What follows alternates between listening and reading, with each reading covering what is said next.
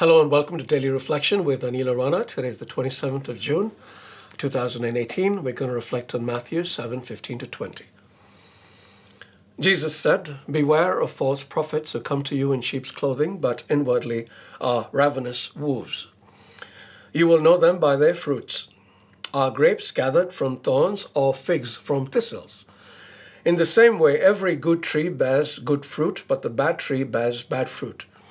A good tree cannot bear bad fruit, nor can a bad tree bear good fruit.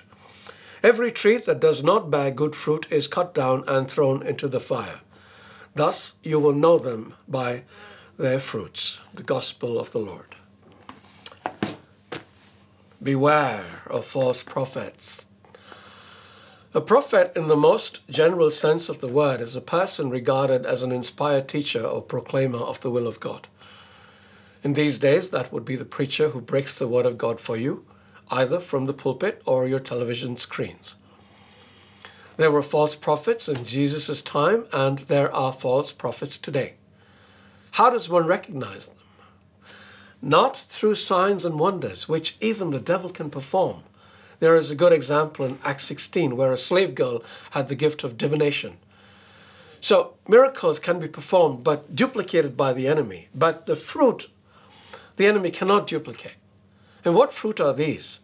I've spoken about them so often, you should know them by heart by now. Described in Galatians 5:22 to 23 by Paul, these are love, joy, peace, patience, kindness, goodness, gentleness, faithfulness, and self-control. Now, if you were to see a man preaching about love from the pulpit, but is anything but loving outside of church, then there is something wrong. Or a man who preaches about self-control but keeps losing his temper all the time. The reason we have to be careful of such people is because they could be predators who end up destroying us and taking us off our journey.